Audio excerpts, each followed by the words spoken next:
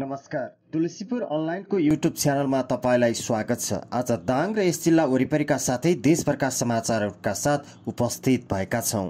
अब लागौं आज प्रसारण गरिने मुख्य समाचार शीर्षकतर्फ।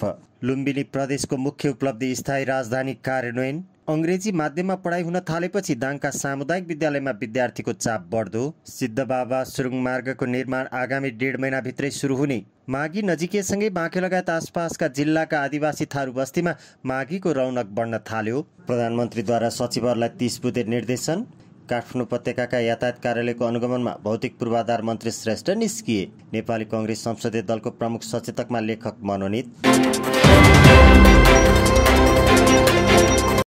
लुम्बिनी प्रदेशको पहिलो कार्यकालमा स्थायी राजधानी कार्यान्वयनलाई मुख्य उपलब्धिका रूपमा लिइएको छ। लुम्बिनी प्रदेश सरकारका प्रवक्ता तिलकराम शर्माका अनुसार स्थायी राजधानी राप्ती उपत्यका भालुवाङमा तोक्नुका साथै सो स्थानबाट काम सुरु गर्नु नै 5 वर्ष कार्यकालको मुख्य उपलब्धि भएको बताएका छन्। लुम्बिनी प्रदेशको मुख्यमन्त्री तथा मन्त्री परिषदको कार्यालय देउखरीबाट सञ्चालनमा आएको छ भने अन्य मन्त्रालयका लागि संरचनाको खोजीको काम भइरहेको छ। त्यस्तै प्रदेश सभा पनि देउखरीमै निर्माण भएको नयाँ भवनबाट सञ्चालन थालिएको छ। अघिल्लो कार्यकालको यो उपलब्धि हो। साथै प्रदेश सभाको पहिलो कार्यकालमा 72 विधेयक पारित भई ऐनका रूपमा प्रमाणीकरण भएका छन् भने सरकारले 30 वटा नियमावली पारित गरी कार्यान्वयन गरिरहेको छ।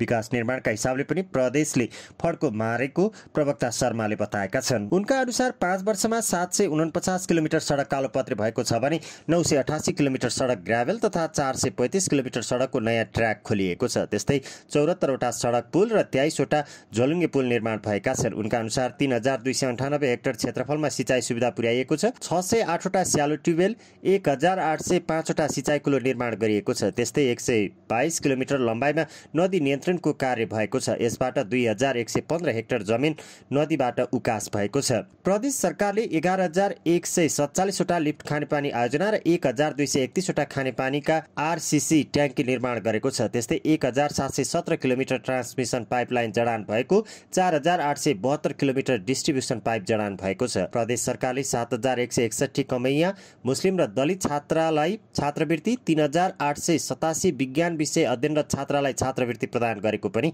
जनाएको छ। तत्कालीन जनयुद्धका घाइते तथा अपाङ्गता भएका व्यक्तिको उपचारको व्यवस्था गर्नुका साथै मुटु, मृगौला र क्यान्सर पीडित विपन्न नागरिकको उपचारका लागि 2 लाख दिने कार्यक्रमबाट 600 भन्दा बढी नागरिक लाभान्वित भएका छन्। त्यस्तै 4 वटा यातायात सेवा कार्यालय स्थापना गरी सेवा प्रवाह गरिरहेको, 4 स्थानमा सवारी यात्रु र चालकका लागि रिफ्रेस सेन्टरको निर्माण गरेको, कृषिलाई आधुनिकीकरण गर्नका लागि 109 वटा कृषि स्मार्ट गाउँको निर्माण गरिएको, 19 वटा शीत भण्डार, 19 वटा खाद्यान्न भण्डार, 10 वटा बिउ भण्डारण गृह निर्माण गरिएको छ। प्रदेश सरकारले गौरवका आयोजनाका रूपमा अघि सारेको लुम्बिनी प्राविधिक विश्वविद्यालय बाँकेमा स्थापना भई सञ्चालनको तयारीमा रहेको छ।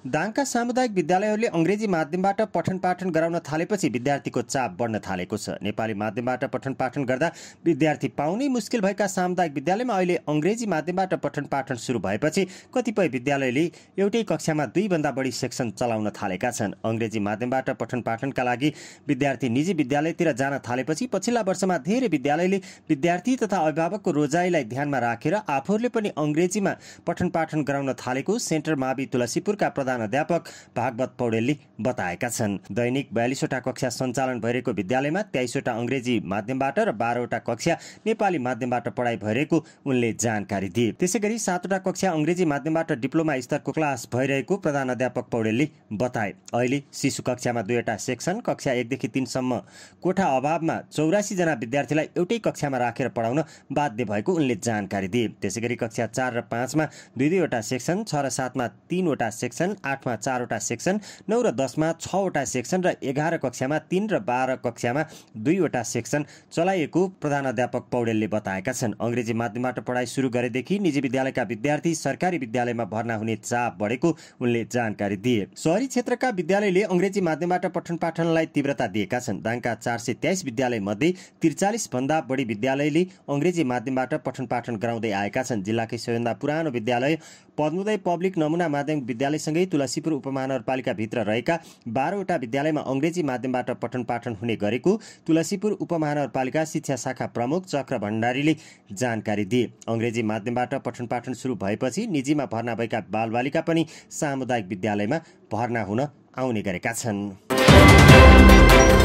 मृत्यु मार्गको रूपमा कहलिँदै आएको सिद्धबाबा सुरुङ मार्गको निर्माण आगामी 1.5 महिनाभित्रै सुरु हुने भएको छ। सुरुङ मार्ग आयोजनाको डिजाइन तयार भएसँगै अब निर्माण सुरु हुन लागेको हो। यो सडक खण्डमा हरेक वर्ष पहिरोका कारण धेरैले ज्यान गुमाउने गरेका छन्। यसको नियन्त्रणका लागि सुरुङ मार्ग निर्माण अघि बढाइएको हो। ठेक्का सम्झौता गरेको 9 महिनापछि चाइना स्टेट कन्स्ट्रक्सन इन्जिनियरिङ कम्पनीले सिद्धबाबा सुरुङ मार्गको विस्तृत डिजाइन सडक विभागलाई बुझाएको छ। अबको 1-2 हप्तामै आयोजनाको डिजाइन स्वीकृत हुनेछ। त्यसपछि आवश्यक तयारी गर्दा ढिलोमा पनि 1.5 महिनामा आयोजनाको निर्माण कार्य सुरु हुने बताइएको छ। आयोजना निर्माणको पूर्व तयारीको काम 2 महिना अघिबाटै सुरु भइसकेको छ। साइड क्याम्प बनाउने, वाल लगाउने, साइड क्लियरेन्स गर्ने, डाइभर्सन सडक बनाउने, गुणस्तर मापन ल्याब इन्स्टल गर्ने, क्रसर प्लान्ट बनाउने लगायतका पूर्व तयारीको काम अघि बढिसकेको छ। अब वाटर ट्याङ्क बनाउने, हेलिप्याड बनाउने लगायतका काम भने बाँकी छन्।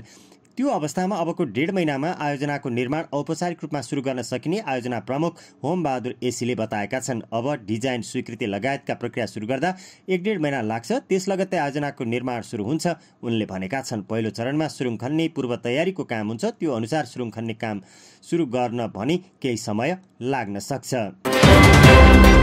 माघी नजिकैसँगै बाँके लगायत आसपास जिल्लाका आदिवासी थारू बस्तीमा माघीको रौनक बढ्न थालेको छ। माघी पर्वलाई थारू समुदायले नयाँ वर्षका रूपमा मनाउने गर्छन्। यो पर्वका अवसरमा उक्त गाउँका अगुवाको घरमा जम्मा भएर वर्षभरिको योजना बनाउने परम्परा रहेको छ। गाउँ गाउँमा रातभर आगो बाल्न, दाउरा सङ्कलन, धान चामल कुटानी पिसानी, जाँड बनाउने र अन्य खानाका परिकारको चाँजो पाँजो मिलाउन थारू समुदायका महिला व्यस्त रहेको पाइन्छ। चामलको पिठोबाट ढिक्री बनाउने, अनदीको जाँड, रोटी भात लगायत मिठा मिठा परिकारको जोहो गर्ने गरिन्छ। माघीको अघिल्लो दिन रातभरि आगोको धुनी बालेर ताप्ने गरिन्छ। गाउँभरिका मानिस एकै ठाउँमा जम्मा भएर आगो ताप्ने र भाले बासेसँगै नदी या खोलामा नुहाउने गरिन्छ। नुहाएर आएपछि आफूभन्दा ठुलालाई ढोक गरी घरमा आएपछि खिचडी दान गर्ने प्रचलन रहेको राप्ती सोनारी गाउँपालिका खैरानीका लहान थारूले बताएका छन्। उक्त समुदायमा माघीको रौनकमा खानपिन सँगसँगै आफ्नो वेशभूषा, नाचगान र संस्कृति झल्काने खालका प्रस्तुति पनि गरिन्छ। प्रधानमन्त्री पुष्पकमल दाहाल प्रचण्डले नेपाल सरकारका सचिवहरूलाई लिखित निर्देशन दिएका छन्। मंगलबार सिंहदरबारमा आयोजित छलफलमा प्रचण्डले सचिवहरूलाई 30 बुँदे लिखित निर्देशन दिएका हुन्।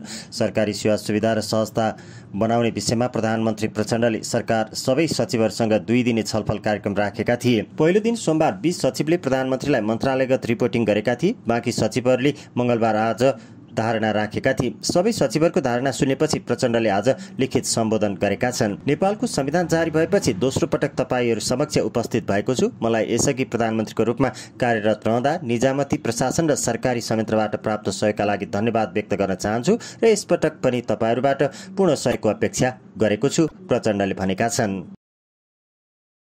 प्रमुख प्रतिपक्षी दल नेपाली कांग्रेस संसदीय दलको प्रमुख सचेतकमा मंगलबार रमेश लेखक मनोनित भएका छन्। कांग्रेस संसदीय दलका नेता शेरबहादुर देउवाले कांग्रेस संसदीय दलको विधान संशोधन तथा परिमार्जन सहित 2074 को धारा 13 को उपधारा 1 बमोजिम संसदीय दलको प्रमुख सचेतकमा नियुक्त गरेका हुन्।